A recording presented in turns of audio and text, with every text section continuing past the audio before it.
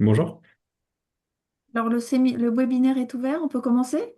Exactement, le webinaire est ouvert, tout le monde est présent. Super. Alors, merci à tous et toutes de participer à ce webinaire qui est un petit peu plus tôt que d'habitude, à 17 heures, mais c'est pour une bonne raison et pour une bonne cause, parce que nous avons l'honneur et le grand plaisir d'accueillir Frédéric Petit avec nous, qui est député des Français de l'étranger pour la 7e circonscription. Et Frédéric est en Ukraine, puisque ça fait partie de sa circonscription. Il y a un décalage horaire. Et par ailleurs, il a ensuite des contraintes, il doit repartir en train, ce qui fait qu'on a dû faire ce webinaire un petit peu plus tôt. Alors, je rappelle que nous faisons ce webinaire dans le cadre des élections consulaires qui auront lieu bientôt. Vous pourrez voter par Internet du 22 au 27 mai et à l'urne à Berne et à Zurich le 31 mai. Alors, Frédéric, je te laisse brièvement te présenter et puis après, on va commencer à rentrer dans le vif du sujet. Je pense que ça va être vivifiant. Et quand on voit un petit peu ce qu'il y a sur la présentation, enfin le site web de Frédéric, je vois des mots comme débattre, démocratie. Et je crois que ça joue très très bien, ça s'insère très très bien dans le cadre d'une discussion autour d'élections. Très bien, et puis d'une élection autour de la situation en Ukraine. Donc merci à toutes et à tous. Oui, alors une petite, tu as dit que je suis député de la 7e. L'Ukraine ne fait pas partie de la 7e, mais c'est un accident parce qu'il y a très peu de Français en Ukraine. Elle fait partie du reste du monde, comme on dit, la 11e, mais c'est moi qui viens souvent. Rapidement, moi j'ai été, comme je dis souvent, et c'est important pour ce que je fais ici, j'avais un travail, un vrai travail avant d'être député. Je travaillais dans ces pays. J'ai été installé en Pologne très longtemps. J'ai travaillé dans l'énergie. J'ai travaillé dans l'environnement, dans la gestion des PME. J'ai travaillé en Ukraine. Moi, j'ai travaillé à Lugansk en 2010. J'ai travaillé à Ilchevsk également en 2010. Donc, voilà, je connais très bien cette région depuis très longtemps. Je suis arrivé en Pologne pour la première fois en 1986. Voilà, et ça, c'est mon premier rôle. Et donc, je circule beaucoup dans ma circonscription. Il paraît que c'est la 20e fois que je viens en Ukraine depuis l'invasion. Mais j'ai une seconde casquette que beaucoup d'entre vous connaissent, évidemment, c'est que je suis rapporteur budgétaire. Il y en a qui simplifient en disant l'AEFE, mais c'est pas l'AEFE. Je suis rapporteur budgétaire de la diplomatie d'influence, ce qu'on appelle la diplomatie culturelle, etc., que moi j'appelle la diplomatie des sociétés civiles. Et donc, quand je viens ici parce que je suis persuadé que la résilience de l'Ukraine, ça vient de sa société civile, pas uniquement de ses militaires, et que c'est maintenant qu'il faut lier des liens, tisser des liens entre les sociétés civiles. Et donc, je fais de la mise en contact d'écoles, d'entreprises, de municipalités à jumeler. Si vous connaissez des petites municipalités qui se cherchent à se jumeler en Ukraine, il n'y en a pas beaucoup, j'en ai plein dans mon cartable. C'est important de faire des échanges d'expertise. On peut venir en Ukraine.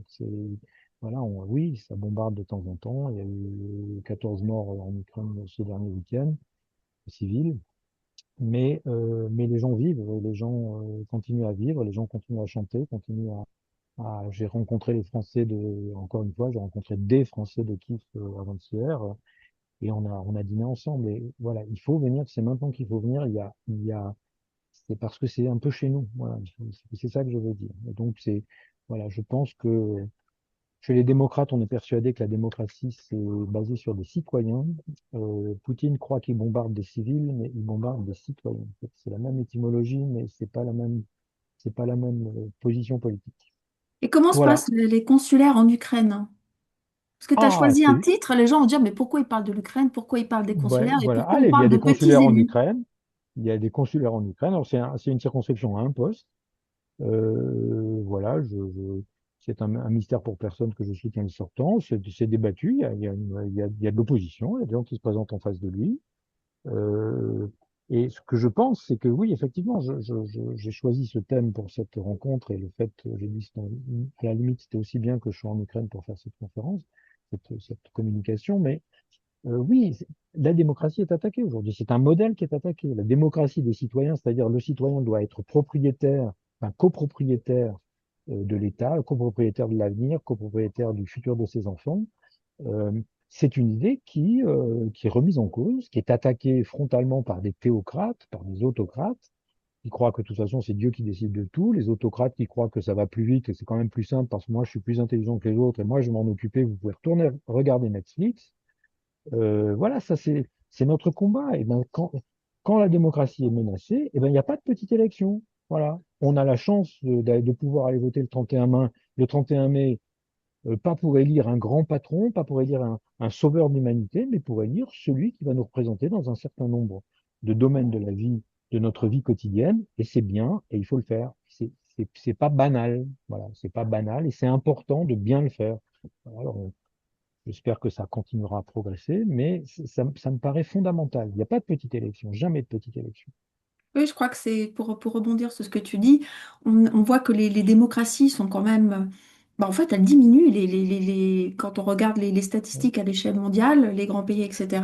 Même on peut se poser des questions sur ce qui se passe aux États-Unis. Et là, on a cette chance extraordinaire, nous, en tant que Français de l'étranger, de pouvoir voter à un échelon local dans le monde entier et de pouvoir faire entendre notre voix. Et je rajouterais que c'est pas la moindre des choses, c'est-à-dire qu'on va à la fois choisir des personnes qui vont nous représenter à l'échelle locale, mais cette voix, c'est comme un petit peu les conseillers municipaux.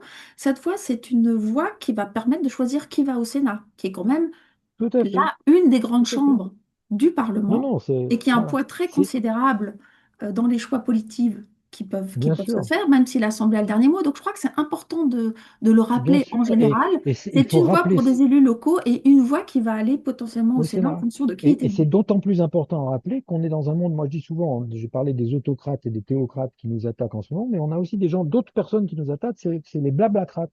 C'est-à-dire des gens qui considèrent que tout peut se dire, de toute façon c'est tous pareil, de toute façon ils n'ont rien compris, de toute façon ils nous aiment pas.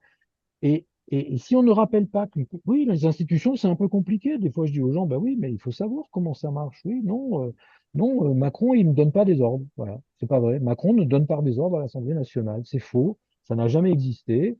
Euh, il a perdu des votes, même avec ses propres, les membres de son parti. Non, ce n'est pas vrai. Il faut savoir comment ça marche. Et savoir comment marche l'élection consulaire, eh ben, c'est un devoir citoyen. C'est un devoir citoyen et c'est important pour maintenir la démocratie. S'il n'y a plus de citoyens, si tout le monde s'en fout, il n'y aura plus de démocratie. Alors pour revenir sur l'Ukraine, il y a quand même une initiative sur laquelle tu t'es beaucoup mobilisé et je crois que ça vaut la peine d'en parler. Est-ce que tu peux nous parler de Sky Oui, Shield et oui, de où alors, est-ce qu'on en est en fait? J'avais signé très cette bien, pétition moi-même. bien sûr. Il y a beaucoup de gens qui l'ont signé. Alors, déjà, j'ai repris un autre nom parce que je me suis rendu compte que ça correspondait plus à la manière dont je le dis. Je dis fermer le ciel. Voilà, donc moi, je considère que il faut qu'on protège il faut qu'on fasse de cette idée de protection des civils qui sont bombardés tout le temps, quoi. Moi, c'est la première fois que j'ai vu un missile tomber à 100 mètres à 100 mètres de là où j'étais quand j'étais à Dnipro avant-hier, ce week-end. Euh, euh, on sait arrêter ça, on sait le faire. C'est un peu militaire, mais ce n'est pas que militaire. Ce que je cherche à porter, c'est pour ça que j'aime le terme fermer le ciel, c'est apporter quelque chose qui est politique. Il faut un chapeau. Évidemment, ce ne sera jamais à 100%, mais c'est un chapeau politique pour dire, nous sommes des démocrates, les citoyens, et pas les civils, les citoyens ukrainiens qui nous représentent, qui sont en train de résister à quelque chose qui n'est pas citoyen, qui n'est pas démocratique, eh bien, nous devons les protéger. Alors, parce que quand je parle de ça, ce qui bloque souvent, c'est les militaires qui disent oui, mais la règle machin, oui, mais est-ce qu'on a le droit de s'engager, pas engager, etc. Il y a des règles militaires qui représentent à peu près 10-20% du problème, qui n'ont pas beaucoup bougé, mais je pense qu'il y a que ça va bien au-delà de ça. Je pense que venir en Ukraine pour participer à reconstruire quelque chose, pour être volontaire, avec son entreprise, pour venir être lecteur de français quand on est étudiant, pour être lecteur de français dans une université ou à une école française, c'est protéger, c'est aussi fermer le ciel parce que ça développe quelque chose d'autre. Donc cette idée, c'est pas une idée technique militaire, c'est une idée politique, démocratique. Et c'est pour ça que j'insiste. Alors où on en est, ça avance pas visiblement, mais les exécutifs commencent un peu partout à considérer d'abord que c'est possible. On l'a fait pour les Kurdes en 91, et puis que c'est la dernière pierre qui manque pour renforcer, parce que ça aurait un effet économique absolument, ça serait un boom économique. Hein, il y a des gens qui disent le jour où l'Ukraine est protégée, elle prend le lendemain matin, elle fait 3 points de plus et financièrement, elle recommence à démarrer beaucoup plus vite. Voilà, si on arrive en plus à réouvrir un des aéroports internationaux en le protégeant, on- on- on résiste, on est résilient parce qu'on est des citoyens qui sont au boulot. Déjà, je vais finir là-dessus avec un très bon, une très bonne, un très bon raccourci d'un des ambassadeurs d'Ukraine en France qui dit toujours au quotidien, la vie au quotidien en Ukraine, on a deux problèmes. On a des bombes qui nous tombent dessus la nuit et on a les embouteillages le matin pour aller bosser. Voilà. Je trouve ça, ouais. Ça montre quand même la résilience du peuple ukrainien. On va peut-être changer de sujet et passer à ton rôle de rapporteur sur le programme 185. Alors peut-être qu'il faut déjà expliquer en quoi consiste ce Peut-on, programme. pardon, Ah, Odile, vas-y. peut-on juste dire que ceux qui nous écoutent peuvent poser des questions et que Erwan les recensera et qu'on les transmettra euh, selon le moment. Peut-être dire Ouais. ça Et ben, aussi. Et on peut Exactement. Donc, interrompre aussi s'il y a une question qui est vraiment liée au sujet sur lequel on se concentre, on peut la prendre oui, effectivement et on de peut dire suite. aussi que si je réponds pas à la question, je réponds à mes mails. Donc on peut m'écrire et je répondrai à la question. Non, mais c'est pas une Alors, blague, hein. Je réponds à tous mes mails et les questions seront traitées. super. Le programme 185, est-ce que tu peux nous expliquer en quoi consiste ce programme et finalement en tant que ton rôle et puis en tant que Français de l'étranger, en quoi il nous concerne? Oui. Alors, le programme 185, c'est ce qu'on appelle de temps en temps la diplomatie d'influence, de temps en temps la diplomatie culturelle, de temps en temps la diplomatie euh, de la coopération, etc. C'est ce qui concerne, moi j'appelle ça la diplomatie des sociétés civiles. C'est-à-dire c'est la diplomatie qui s'est constituée au fil du temps et qui fait que on s'est rendu compte que pour avoir des relations diplomatiques au niveau des États, au niveau des gouvernements, il fallait que les sociétés se connaissent. Donc, on a créé des lycées français, on a fait des échanges économiques, on a fait, voilà. Et petit à petit, ça s'est construit. Ce qui s'est passé, c'est que l'histoire de ces institutions, l'histoire de ces expériences, se sont très vite sédimentarisées. Surtout en France, où on aime bien créer des nouveaux objets administratifs dès qu'on peut. Et donc, quand moi j'arrive en 2017 et que je suis chargé par le Parlement de contrôler que ce milliard d'euros à peu près qu'on donne pour cette diplomatie-là est bien utilisé, eh bien, je trouve des trucs complètement saucissonnés. Alors, je connaissais ce saucisson, moi, en tant qu'entrepreneur, parce que j'avais bien compris, et je m'étais battu avec ça quand j'étais entrepreneur à l'étranger, entre euh, le gars de Business France et les CCI et les CCI et les conseillers du commerce, etc. Enfin, j'avais bien compris qu'il y avait des trucs et puis voilà, il y avait eu des évolutions très lentes, très patientes pour essayer d'avoir une vraie stratégie commune, transversale. Alors maintenant, on arrive à parler d'équipe France, ce qui me plaît pas mal, c'est une bonne idée, mais on est encore loin du compte.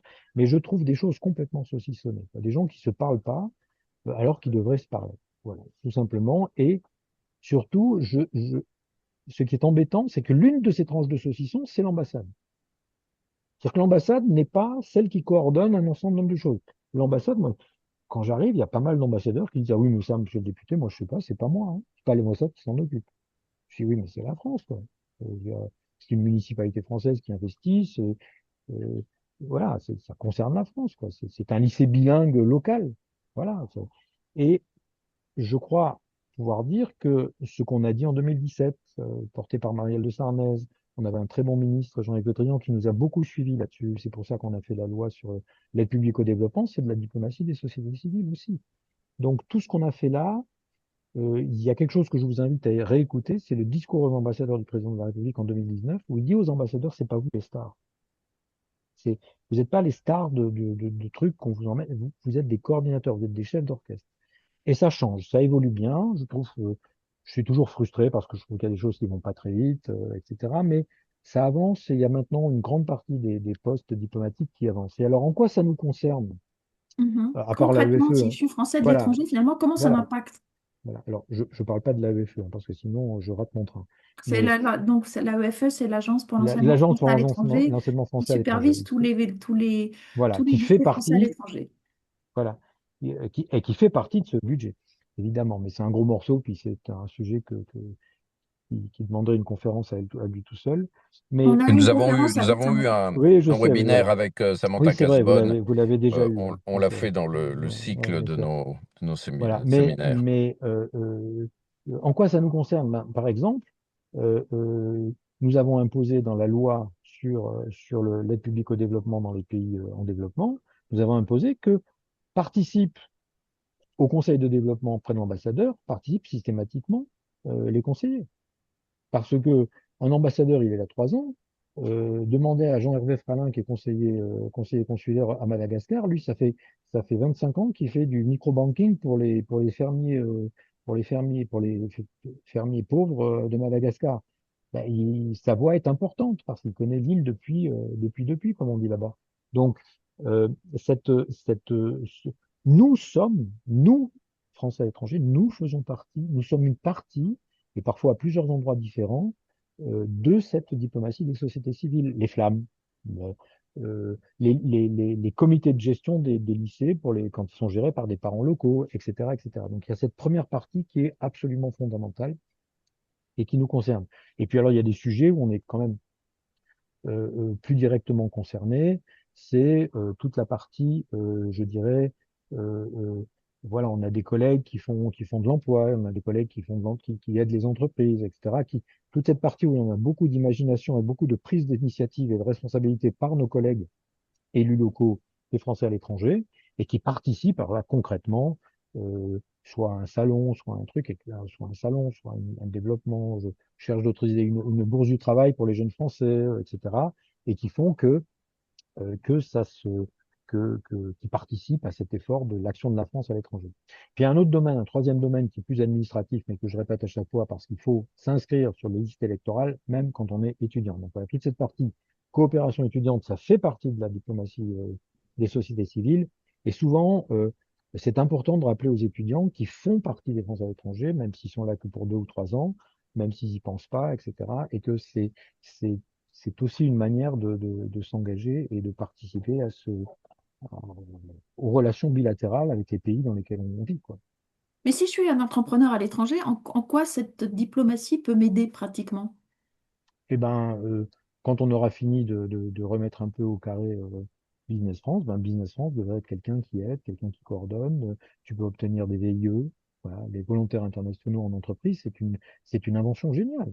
Voilà, ben c'est grâce à des gens qui se sont posés des questions en disant, mais si, ça serait bien qu'on ait de la présence, voilà, ou les VIA, ou là moi je suis en train d'essayer d'inventer pour l'Ukraine, tu vois, je suis en train d'essayer d'inventer et de dire, il nous faut des VIE pour pays en guerre. Donc, on ne peut pas utiliser le dispositif actuel parce que les VIE actuellement, c'est pas possible, mais on devrait avoir un système qui permet à des entreprises qui ont envie de venir, à des volontaires, à des jeunes qui ont envie de venir aussi, hein, mais qui prennent ce risque, qui soient couverts, qu'on trouve un système assurantiel qui correspond et qui puisse venir maintenant, un peu sur le même principe. C'est de ça dont on a besoin maintenant. Donc, Ce serait une très bonne idée. Mhm. merci. Voilà, donc il faut vraiment qu'on sente qu'on est, c'est une phrase bateau, mais qu'on a dit 25 000 fois tous les uns et les autres, on est des ambassadeurs. Il y a 3 500 000 ambassadeurs. Alors moi, j'aime pas dire ça parce que pour moi, l'ambassadeur, j'ai dit qu'il devait faire autre chose. Donc, c'est lui qui devait changer. Mais c'est nous qui portons une partie de la parole de la France autour du monde. La Et France. quand on est Et ça ne veut pas rapporteur, dire qu'on est tous d'accord. quel impact on a finalement sur les décisions qui peuvent être ensuite prises? Alors, Et finalement, au vu du contexte budgétaire, comment ce budget oui, c'est une est très bonne impacté question. Voilà. potentiellement? Voilà. Alors, d'une part, ce qui est important et ce qu'avait imposé Marielle de Sarnez, je ne sais pas si ça se fait dans toutes les commissions, mais Marielle de Sarnez a imposé que les rapporteurs budgétaires soient là pour la durée du mandat, de façon à ce qu'ils deviennent des spécialistes. Parce qu'avant, ce n'était pas la tradition. La tradition, c'était que être rapporteur budgétaire, ça voulait dire avoir une mission et comme il ne faut pas que tout le monde, on se partage un peu le gâteau, donc on le fait une année, puis après c'est quelqu'un d'autre. Ce qui veut dire que les gens étaient baladés parce qu'on a affaire à des grosses administrations, il faut apprendre à les connaître. Après, l'impact qu'on a, je crois qu'il y a un impact. Alors, l'impact sur les finances, il est faible. On a réussi à gagner certains amendements pour dire attention, là, monsieur le ministre, vous n'avez pas vu, vous ne pouvez pas nous présenter un budget là-dessus, vous avez oublié ci, vous avez oublié ça. Mais euh, ça ne peut se faire ça. C'est un travail sur plusieurs années. On ne le change pas sur une année. Il faut comprendre, etc. Comprendre, faire comprendre aux ministres, etc. Mais là où on a un bon travail qui est fait, où on a un impact, et moi en particulier, puis Samantha quand elle était chez nous, et puis quelques autres, hein, il y en a qui font bien le job, c'est sur l'organisation de l'État. C'est nous qui pointons que, à travers le rapport budgétaire, par exemple, moi, ça fait 8 ans que je dis que l'organigramme de l'AEFE est absurde. Voilà, je le dis depuis 8 ans, moi. Je le dis depuis 8 ans, ils vont dans le mur. Ils n'ont pas compris ce qu'on leur demande. Donc, il ne s'agit pas de. Effectivement, on leur donne un peu d'argent. On a augmenté les subventions à l'AEFE. Ils disent qu'on les a réduites. Non, on les a réduites de 1% de leur budget cette année. Mais on est passé de 350 à 450. Et moi, ça fait 8 ans que je leur dis, je veux vous donner plus d'argent, mais votre organigramme me prouve que vous n'avez pas compris comment il faudrait l'utiliser au mieux. Voilà, puisqu'il part dans des trucs qui ne concernent pas ce qu'on vous demande. Bah ça, c'est des choses, ça, c'est le rapporteur qui le fait passer. Et les idées, petit à petit, sont comprises. Voilà. Et y compris au plus haut niveau dans les ministères. Donc, ça, c'est un travail qui n'est pas strictement ah, j'ai obtenu une victoire, ça y est, on a remis 20 000 euros sur tel projet, regardez comme je suis bon, grâce à mon amendement. Non, non, le rapporteur, c'est celui qui va petit à petit faire évoluer la politique publique dont il doit rapporter, pas uniquement son financement, mais faire évoluer l'organisation de cette politique publique. Et comment se passe le travail avec les sénateurs et les sénateurs des Français de l'étranger qui peuvent être dans différents groupes politiques, finalement, quand on Oui, est député j'ai des Français de l'étranger? voilà, j'ai de très bons rapports. Alors, j'ai de très bons rapports avec beaucoup de gens, avec la majorité des parlementaires des Français à l'étranger, je veux dire, voilà, bien. Et le problème, ceux avec qui je ne m'entends pas bien, ou même avec ceux avec qui je suis en opposition franche, c'est pas lié au fait qu'ils soient au Sénat ou à l'Assemblée, c'est plutôt lié à la manière dont ils envisagent leur position. Pour moi, un parlementaire des Français à l'étranger, ce n'est pas ce n'est pas le syndicaliste des Français à l'étranger. Il défend la nation. Il parle de son expérience de Français à l'étranger, donc il apporte des choses, il apporte des idées nouvelles, il voit mieux des choses. C'est évident que à la Commission des Affaires étrangères, je vois mieux ce qui se passe en Ukraine que le député de la Corrèze, c'est évident, mais il le sait, on discute. Mais je ne suis pas là pour faire plaisir et pour faire des cadeaux à ceux qui m'ont élu. Je suis là pour que la France avance. Donc voilà, vous avez bien compris que j'ai quelques parlementaires autour de moi, des Français à l'étranger, qui ne sont pas dans cet état d'esprit-là et qui utilisent, voilà, qui se réveillent chaque année avant l'élection pour dire, regardez, j'ai obtenu tel truc, j'ai obtenu tel truc. C'est pas mon job, ça. D'accord. Et je voulais revenir un petit peu sur ta conception de la J'ai démocratie. 6 minutes, hein. Ah Sinon je oui. rate mon train. Ah, ok. Non, je voulais peut-être pour conclure, je ne sais pas s'il y a des questions d'ailleurs qu'on peut prendre. Bon, moi, j'avais juste. Ah, C'est un vas-y, train qui est vas-y. pour où? C'est pour aller de où à où? À l'intérieur de l'Ukraine? Non, non, je suis arrivé là, je repars, je repasse la frontière cette nuit, donc j'ai un train de nuit et qui m'amène à Chełm, en Pologne, demain matin à 5 heures heure locale. Voilà. Mais je suis Et venu, je suis seul rentré à le Odessa. train, Comment? seul le train est le moyen pour arriver en Non, non, non, Ukraine? non, non, non, moi je suis arrivé à Odessa en bus de Chisinau.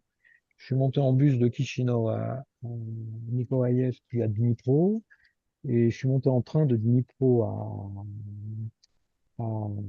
à Kiev. Je suis allé en voiture à Fastiv. Je suis allé en voiture à Rizhny. Et en voiture, je suis allé visiter un champ de déminage ce matin du côté de Tchernihiv. Tout est possible. Il y a des bus, il y a des trains. Bon, il faut avoir un peu l'habitude, mais ça se passe bien. Il n'y a pas d'avion, ça c'est clair.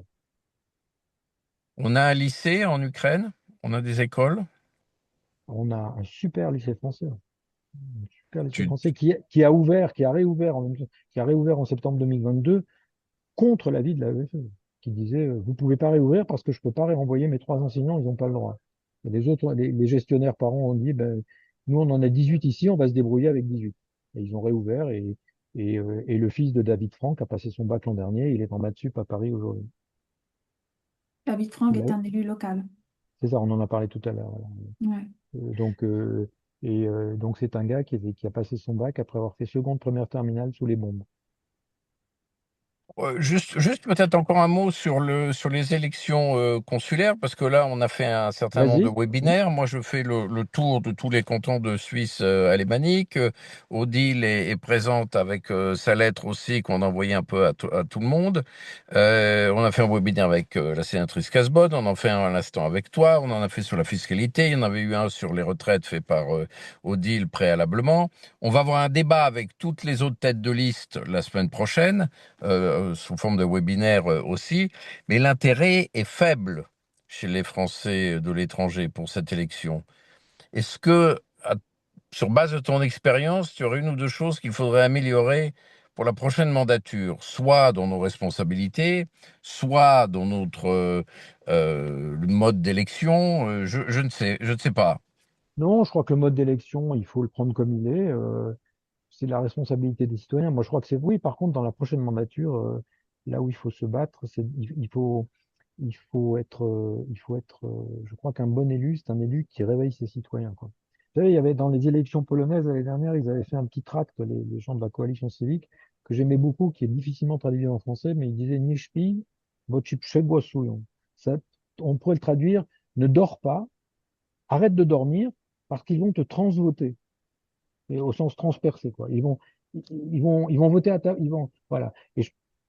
Voilà, je dirais, il faut que par l'exemple que vous allez donner, avec votre initiative, alors vous êtes des élus locaux, hein, vous n'allez pas passer 24 heures, vous n'allez pas faire le même job que moi, mais parce que vous allez donner, par l'attention, par vous allez faire comprendre aux gens qui doivent prendre leur vie et que voter au consulaire, c'est pas très compliqué, vous avez le vote Internet, mais c'est garder quelque chose de précieux qui nous est commun à tous.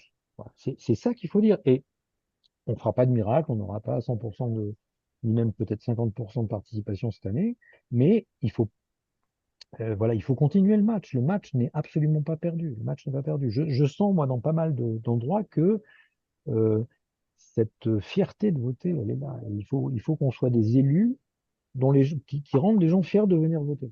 Même s'ils veulent pas voter pour nous, on s'en fout à la limite, mais qui les rendent fiers de venir voter parce que j'ai des élus qui m'écoutent, j'ai des élus qui me représentent, j'ai des élus qui réfléchissent, j'ai des élus qui font pas que crier et que se réveiller 6 mois d'élection pour dire qu'ils sont les gentils et que les autres sont les méchants. Voilà, il faut sortir du buzz, il faut sortir de la blablacratie. C'est ça qui nous menace. Donc, un élu consulaire, il peut faire des choses vraiment intéressantes. Et je crois que nous, on a quand même Alexandre qui est à l'Assemblée des Français de l'étranger, qui est vraiment quand même un forum avec des commissions qui Voilà, travaillent c'est sur ça. le fond et qui sont quand Oui, même force de proposition pour un certain bien nombre sûr, de bien choses. sûr. On a fait Moi, d'ailleurs un webinaire sur le bilan de la mandature et on voit qu'il y a quand même des choses. Il faut aussi parfois être patient.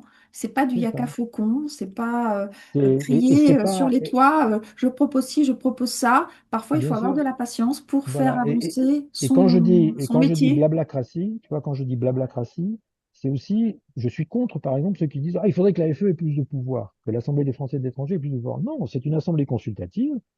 Bah, c'est une assemblée consultative. Il ne faut pas en permanence vouloir que tout devienne décisionnel. Non, la décision, c'est le Parlement. Voilà. Et par contre, moi, quand il y a AFE à Paris, je suis à Paris et je suis tout le temps là. Et je viens dans les commissions et je viens me disputer, je viens me faire engueuler, je viens engueuler d'autres. Et puis et ça fait progresser, ça me fait réfléchir, ça me fait réfléchir. Et puis on avance. Sur 1 an, 2 ans, 3 ans, 4 ans, on avance. Et on avance avec les citoyens. Ça va moins vite que si on avait un Poutine à la tête de l'État, à la tête de l'État. Voilà. Et ceux qui disent que oui, mais ça va pas assez vite la démocratie, ils se gourrent. Ils se gourrent. La démocratie, ça va pas vite, mais c'est solide. Bon, je crois il est bientôt 17h30. Je ne sais pas si on a quelques questions, mais en tout cas, je crois que c'était un bel appel au vote. Comme je l'ai dit, Eh ben, chaque voix écoute, compte. Et en plus, c'est une élection proportionnelle à un tour. ah oui, alors là, Donc, on ne peut proportionnel à un pas. tour, chaque voix vote, hein. Chaque voix compte. Chaque petite voix compte Chaque petite voix compte. pour pouvoir être élu. Nous, on est quand même amoureux de la démocratie, de ce qu'elle nous apporte. On est des fervents démocrates. On est en faveur du débat d'idées, de la liberté d'expression. Et c'est pour ça qu'il nous tenait à cœur d'avoir aussi cet échange avec toi, avec cette Ben, perspective écoutez, merci à tous. d'un Merci à pays toutes qui et à est en tous. guerre aussi et Voilà. qui met en Et relief toute la beauté de la démocratie et des gens qui se battent pour leur démocratie. Merci beaucoup. Bon courage à toutes Merci et tous. Frédéric et bon voyage. Merci pour ce message d'Ukraine. Alors, je ne sais pas si on avait des questions, mais on pourra les envoyer à Frédéric, Super. qui se fera un plaisir d'y répondre. Je n'en doute pas, comme il l'a dit euh, précédemment. On a des questions ou pas? Même peut-être pour nous d'ailleurs, hein. Non, il n'y a pas eu de questions qui ont été posées. Donc, je rappelle aux gens avant qu'on ferme que vous avez un outil en bas de votre écran marqué QNR. C'est une petite bulle avec un point d'interrogation. Parfois, il est caché derrière les trois petits points pour certains d'entre eux. Dans tous les cas, on est tous à votre disposition. Alexandre et moi, on a des websites, on communique très largement. Nous sommes aussi tous les deux en tant qu'élus sur le site de l'ambassade où vous pouvez nous contacter à tout moment si vous avez des questions. On est à votre disposition pour échanger, pour discuter, pour vous écouter. C'est très important. On l'a fait pendant notre mandature et on est encore prêt à le faire, bien évidemment. Voilà, je vous remercie tous et toutes. Je vous souhaite une belle soirée. Et puis le prochain webinaire, pardon, ça sera le débat avec les têtes de liste. Et puis il y aura sans doute de nouvelles communications, bien évidemment. Alors, bonne soirée à toutes et à tous. Merci beaucoup. Merci. Bye bye. Bye.